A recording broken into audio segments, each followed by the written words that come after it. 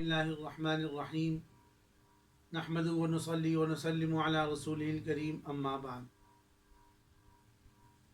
علامہ ابن قیم رحمہ اللہ فرماتے ہیں کہ بعض اکابر نے 3 باتیں ارشاد فرمائی ہیں، اور اگر وہ باتیں انسان سیکھ لے اور اس کا بار بار مذاکرہ کر لے اور اس کو اپنے لوہے قلب پر نقش کر لیں تو وہ باتیں اتنی قیمتی ہیں جس سے دنیا بھی سنور جائے گی اور آخرت بھی سنور جائے گی۔ وہ 3 باتیں کون سی ہیں؟ اور اس کا بڑا اہتمام کیا ہے ان باتوں کو، اور زندگی کے اندر بھی اگر ہم دیکھیں ان باتوں کی بڑی اہمیت ہے، ہمارے سارے معاملات جو ہے وہ سدھر جائیں گے۔ 3 باتیں کیا ہیں؟ کہ جس شخص نے اپنی تنہائی میں اللہ تبارک و تعالیٰ کو یاد رکھا۔ انسان جب تنہا بیٹھا ہوا ہوتا ہے، مختلف خیالات آتے ہیں اور مختلف گناہ کرنے کے خیالات دل میں پیدا ہوتے ہیں۔ مثال کے طور پر جب ہم سب کے سامنے بیٹھے ہوئے ہوتے ہیں تو کوئی بھی انسان ہر گناہ کرنے سے کتراتا ہے، کوئی غلط بات کہنے سے کتراتا ہے، اور مثال کے طور پر گانے سننے سے بھی کتراتا ہے، فلمیں دیکھنے سے بھی کتراتا ہے۔ لیکن جب وہ تنہائی میں بیٹھا ہوا ہوتا ہے اس وقت اس کو کوئی نہیں دیکھ رہا ہوتا۔ اگر وہ اس وقت ذہن میں بٹھا لے کہ میں جو ہے مجھے جو ہے اللہ تبارک و تعالیٰ دیکھ رہے ہیں، تو اس کا جب یہ باطن، یہ تنہائی یہ درست ہو جائے گا تو اللہ تبارک و تعالیٰ اس کی کو کہ اعلانیہ جب وہ کسی مجلس میں بھی ہوگا اللہ تبارک و تعالیٰ اس کو وہاں بھی رسوائی سے بچائیں گے۔ اس پر ایک واقعہ ہے کہ ایک حضرت بزرگ تھے، انہوں نے اپنے تمام مریدوں سے فرمایا کہ بھائی یہ مرغی لے جاؤ اور اس کو وہاں لے جا کر ذبح کرو جہاں کوئی نہ دیکھے۔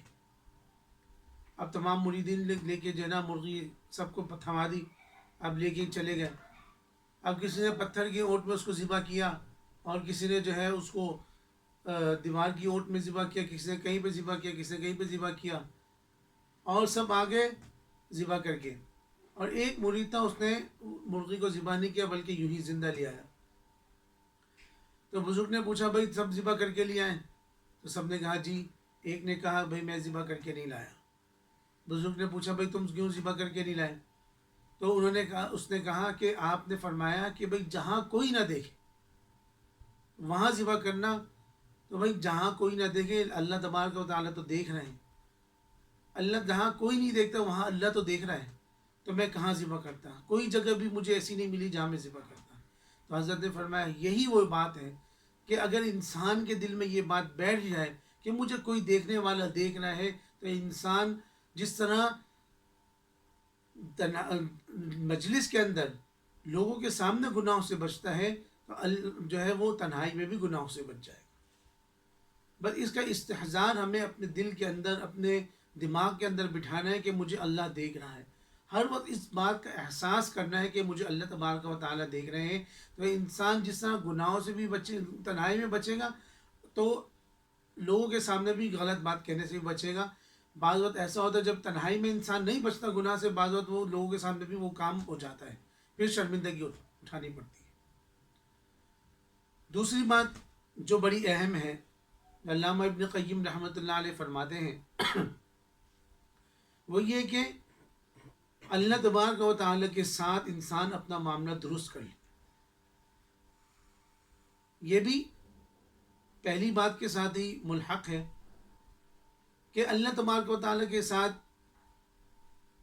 معاملہ کس طریقے سے درست کریں کہ اللہ تبارک و تعالیٰ کے خیال کو، ذات کو دل و دماغ میں اس طرح بٹھائیں کہ انسان کا معاملہ اللہ تبارک و تعالیٰ کے ساتھ اس طرح درست ہو جائے کہ ہر وہ کام جو شریعت کے خلاف ہو اس سے بچ جائے۔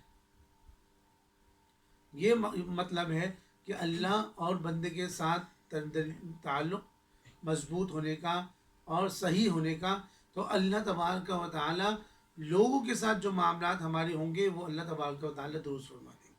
مثال کے طور پر کسی سے کوئی لین دین ہے، کسی سے کوئی کام ہے، جب ہم اپنا معاملہ اللہ تعالیٰ کے ساتھ کے سپرد کر دیں گے اور اللہ تعالیٰ کے ہر کام کو مانیں گے، اللہ تبارک و تعالیٰ کے ہر حکم کو مانیں گے، اور اللہ تبارک و تعالیٰ کا ذکر و اذکار کریں گے، اور اللہ تبارک و تعالیٰ کو کے احکامات کو اپنی زندگی کے اندر پیش رکھیں گے، تو ہمارے سارے معاملات جو لوگوں کے ساتھ ہوتے ہیں، دنیا کے اندر زندگی گزارتے وقت ہوتے ہیں، وہ بھی درست ہوتے چلے جائیں گے۔ تیسری بات بھی بڑی اہمیت والی ہے کہ جس طریقے سے آج کل کے ماحول کے اندر کہ ہم دنیاوی کاموں کے لیے پریشان ہوتے ہیں لیکن آخرت کے لیے کچھ بھی نہیں کرتے۔ مثال کے طور پر میں چاہتا ہوں کہ میرا بیٹا ڈاکٹر بنے، میرا بیٹا جو ہے وہ انجینئر بنے، میں خود ایسا کام کروں کہ جو ہے نا دنیاوی معاملات میرے اچھے ہو جائیں، لیکن ہماری نظر قرآن کی طرف نہیں جاتی، ہماری نظر احادیث کی طرف نہیں جاتی، کہ ہم وہ سیکھیں۔ ہم قرآن پڑھنا سیکھتے نہیں، ہم اللہ تبارک و تعالیٰ کا ذکر کرنا سیکھتے نہیں، اور ہم چاہتے ہیں کہ ہماری دنیا صحیح ہو جائے۔ بھائی یہ دنیا تو چند روزہ ہے، یہ دنیا تو فانی ہے، کوئی یہاں سے کچھ لے کر نہیں گیا۔ جنہوں نے بہت کچھ جمع کیا، قارون نے جس کا خزانہ 40 اونٹ اٹھایا، ان کی چابیوں کا کہ خزانوں کی چابیاں 40 اونٹ اٹھایا کرتے تھے، تو وہ اپنے خزانے سمیت زمین کے اندر دھس گیا اور آج تک دھستا چلا جا رہا ہے۔ فرعون اس دنیا سے کچھ لے کے نہیں گیا، جس نے انا ربکم الاعلیٰ کا نعرہ لگایا کہ میں سب سے بڑا خدا ہوں۔ نمرود کچھ لے کے نہیں گیا، اور بڑے بڑے سکندر، دارا و سکندر جو ہے جنہوں نے دنیا پر، آدھی دنیا پر حکمرانی کی، کچھ لے کے نہیں گئے سوائے اس کے کہ جو کچھ انہوں نے اعمال کیے ہوں گے، اور بس چند گز کپڑا جو ان کے جسم کو ڈھانکنے کے لیے تھا، اور جو ہے نا وہ اس دنیا سے چلے گئے۔ اور ان کے جو محلات تھے آج وہ کھنڈرات بنے ہوئے، وہ اس بات کی ہمیں نشاندہی کر رہے ہیں، بتا رہے ہیں کہ یہ دنیا فانی ہے، اس دنیا کے اندر کچھ بھی نہیں ہے، ختم ہونے والی ہے۔ ہم اس کے لیے اتنی محنت کر رہے ہیں کہ دن رات اس طریقے سے محنت کر رہے ہیں کہ نہ ہمارا کھانے پینے کا کوئی وہ نظام ہے، نہ سونے جاگنے کا نظام ہے، اور نہ ہی ہم اپنی اولاد کے ساتھ معاملات درست کرتے ہیں۔ اولاد کسی طرف جا رہی ہے، بس پیسہ آنا چاہیے، ہماری دولت اور بینک بیلنس کے اندر اضافہ ہونا چاہیے۔ تو میرے دوستوں بزرگوں، ہماری دنیا چونکہ دنیا میں رہنا بھی ہے، دنیاوی ضروریات بھی ہے، دین اور شریعت نے اس سے منع نہیں کیا، تو اس کو بھی کرنا ہے۔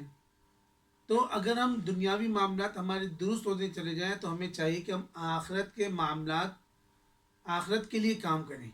آخرت کے لیے کیا کام کریں؟ مثال کے طور پر جیسے حدیث شریف میں آتا ہے صدقہ دو، صدقہ جو ہے نا بلاؤں کو ٹالتا ہے۔ اب مختلف قسم کی بلائیں اور آفتوں میں ہم گھرے ہوئے ہیں، اس سے بچنے کا کیا طریقہ ہے؟ بس صدقہ دے دیا جائے، ولو بشق تمرۃ، حدیث میں آتا ہے کہ اگر وہ کچے کو کھجور کا ایک ٹکڑا ہی کیوں نہ ہو، آپ وہ صدقہ دے دیں۔ اور یہ بھی دین کا کام ہے، نیکی کا کام ہے، آخرت کے لیے آپ صدقہ دیتے ہو، آخرت کے اندر ذخیرہ ہونا۔ بھائی آپ کوئی غریب ہے، اس کو کھانا کھلا دیا، کسی کو ضرورت ہے کپڑے کی، اس کو آپ نے کپڑا لے کے دے دیا، کسی کو طالب علم ہے، کسی کو اس کو کتابوں کی ضرورت ہے، اس کو رہائش کی ضرورت ہے، اس کو کسی چیز کی ضرورت ہے۔ اب جیسے الحمدللہ ہمارے یہاں جو طالب علم پڑھتے ہیں، ان کے یہاں ان کو جو ہے کچھ نہ کچھ ان کی مدد کر دی تو اللہ تبارک و تعالیٰ اس سے خوش ہوں گے۔ جب ہم دوسرے مسلمانوں کی مدد کریں گے تو اللہ تبارک و تعالیٰ ہمارے لیے دنیاوی کام بھی بناتے رہیں گے، اور نیکی بھی ہے کہ ہماری آخرت بھی جو ہے نا اس سے بنتی چلی جائے گی۔ ضروری نہیں کہ آپ لمبے لمبے وظائف کھینچیں، ضروری نہیں ہے کہ آپ لمبی لمبی نمازیں پڑھیں۔ آپ نے فرض نمازیں پڑھ لیں، جو دن رات میں 5 نمازیں فرض ہیں، اور جو ضروری کام ہے وہ کرنے ہیں وہ آپ نے کر لیے، اور آپ نے جسے خلق خدا کی خدمت اگر آپ نے کی تو اس سے کیا ہوگا؟ فائدہ یہ ہوگا، ایک تو آخرت کے اندر، آخرت کا یہ کام ہے، آخرت کے اندر ذخیرہ ہوگا۔ جب آپ کسی کی مدد کریں گے تو اللہ تبارک و تعالیٰ آپ کی مدد فرمائیں گے، دنیاوی کام بھی ہوتے رہیں گے۔ حدیث شریف میں آتا ہے کہ جب تک ایک مومن اپنے مسلمان بھائی کی مدد کے اندر لگا رہتا ہے تو اللہ تبارک و تعالیٰ اس کی مدد کرتے رہتے ہیں۔ اور ہم کسی مسلمان کے لیے دعا کرتے ہیں تو فرشتے اس پر آمین کہتے ہیں، اور یہ کہتے ہیں کہ اللہ تبارک و تعالیٰ تمہیں بھی یہ عطا فرمائے۔ ہم کسی کی صحت کے لیے دعا کریں گے، فرشتے اس پر آمین کہیں گے، اور یہ بھی دعا کریں گے کہ اللہ تبارک و تعالیٰ تمہیں صحت عطا فرمائے۔ کسی کے رزق کے لیے دعا کریں گے، کسی کی کوئی پریشانی اس کے لیے دعا کریں گے۔ الحمدللہ آج آپ دیکھتے ہیں کہ علماء کتنے پرسکون رہتے ہیں۔ قاری قرآن، قرآن پڑھانے والا اگر آپ دیکھیں تو کتنی تنخواہ ملتی ہوگی، لیکن بات یہ ہے کہ کتنے پرسکون رہتے ہیں، چہرے پر تر و تازگی رہتی ہے۔ ایک تو قرآن پڑھانے کی جو ہے وہ کے ثمرات ہیں، برکات ہیں، انوارات ہیں، اور دوسرا یہ کہ چونکہ ہر کوئی آدمی بھائی ہمارے لیے دعا کرو، ان مسلمانوں کے لیے دعا کرتے ہیں، اللہ تبارک و تعالیٰ اس کے ذریعے ان کے کام بھی بنا دیتے ہیں۔ تو ہمیں چاہیے کہ ہم دنیا کے آخرت کے لیے کام کریں، اللہ تبارک و تعالیٰ ہمارے دنیا کے کام بھی بناتے چلے جائیں گے۔ اللہ تبارک و تعالیٰ عمل کی توفیق نصیب فرمائے۔